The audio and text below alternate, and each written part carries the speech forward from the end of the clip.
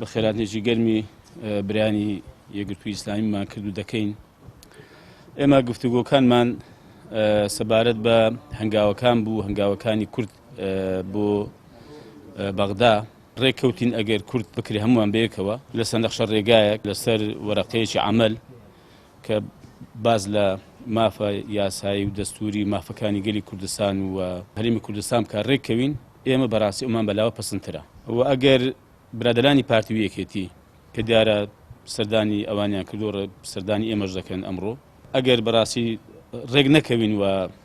لەگەڵ ئەوە هاوڕان نەبین هەموو لامان بەیەکەوە کە ئەوەی لەسەری ڕێک دەکەوین کە چی لە قازانجی کووردە لە هەموو ڕۆکانەوە لە ڕووی سیاسیەوە، لە ڕووی پێگەی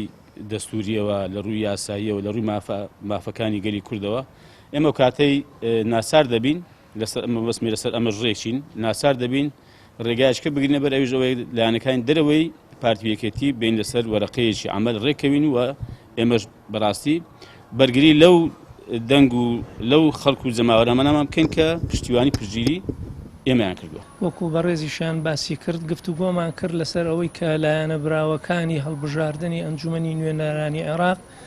هەماهەنگی بکەین لەگەڵ یەک، هەمومان تاوتوێی داڕشتنی نەخشە ڕێگایەک بکەین کە چۆن لە بەغا گفتوگۆ بکەین، چۆن مافە دەستوریەکانی هەرێم و هاوڵاتیانی هەرێمی کوردستان لە بەغا بەدەست بهێنین و چۆن بتوانین ئەو کێشە کەڵەکەبوانەی کە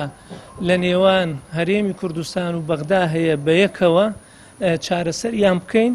بۆ ئەوەی بتوانین شایستە داراییەکانی خەڵکی هەرێمی کوردستان زیاتر بەدەست بهێنین، بتوانین بە هەمومان بەیەکەوە خزمەتی زۆرتری هاوڵاتیانی خۆشەویست بکەین. خۆشبەختانە لەگەڵ بەڕێزانی مەکتەب سیاسی کۆمەڵی دادگەری هاوڕا بووین و ئومێد دەکەین کە ئینشاءالله هەموو لستە براوەکانی تر بەیەکەوە هەمومان هاوڕابین